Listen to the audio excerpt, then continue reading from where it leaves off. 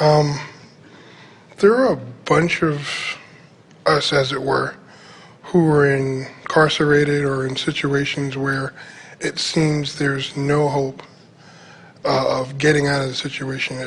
People who are terminally ill or think they're terminally ill, people who are in jail and have triple life sentences for being disjointed in actions they've taken. What do we say? I know we stand over and act like a little satellite at the solution to their problem and champion them from there. But how do you begin to address those individuals so that to them their life has meanings? Because when you look at those individuals, a lot of times there's no hope there. They're so far down and so cut off from who they really are that you have to find words to coach them or entice them out of that area. Well, it's interesting because depending upon where you are, often you're not the one who will speak the words that they will be able to hear. Because if you're living well and they are in a bad place, they can't really understand you, nor can you really understand them. What we like to say to them, if we have their ear, and there are a lot of them who are listening. In other words, Jerry and Esther send boxes and boxes and boxes to anyone who asks. And sometimes it's tricky getting it into some of those prisons because there are rules and regulations. But many of them are beginning to find some resolution. So here's the way we look at it. We tease you all a little bit by saying sometimes it's like you've jumped out of an airplane at 20,000 feet and you say, well, I've jumped out of an airplane at 20,000 feet and I have no parachute, now what? And we say, hang on, it will be over soon. Won't be bothering you much longer. And while that usually makes you laugh, unless you're the one plummeting to the ground, we're not kidding.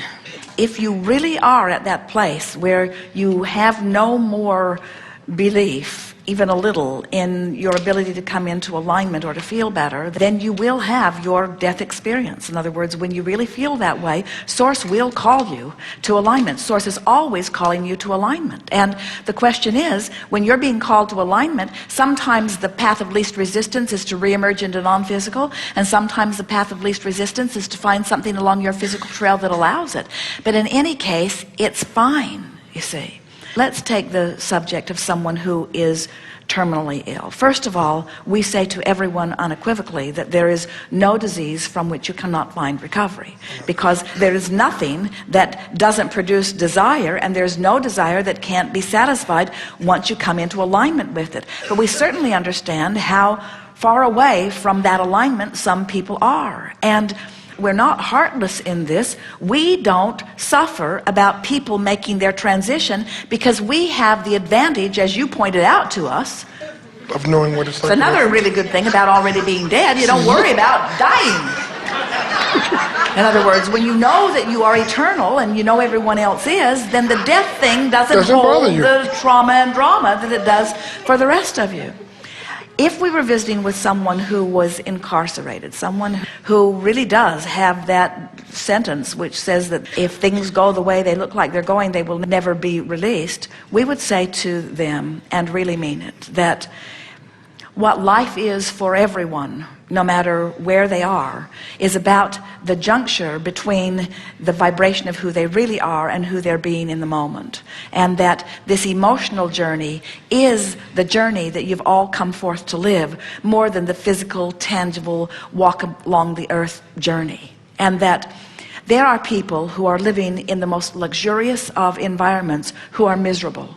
And there are people who are living in miserable environments who are joyful.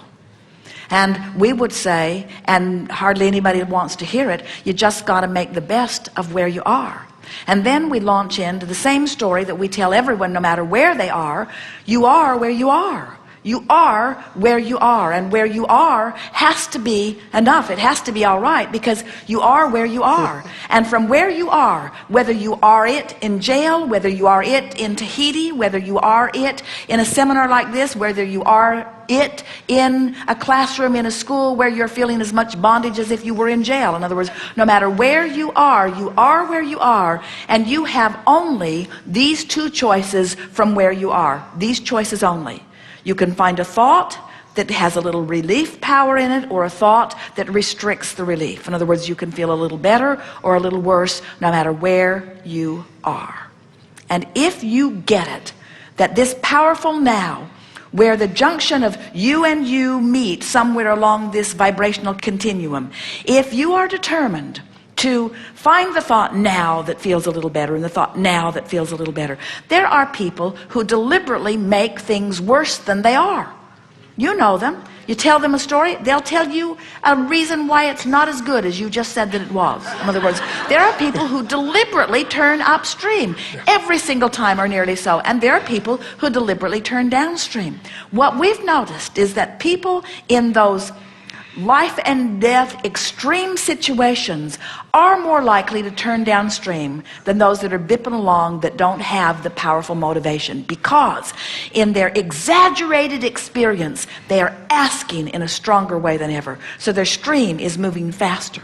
Their stream is moving faster, which means when they get hold of a piece of it, they feel wonderful.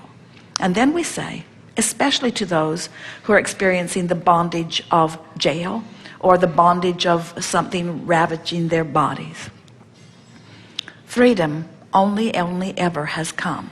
The only place that freedom will ever come from is the freedom from resistance. It's the freedom from feeling bad that you all seek, you see.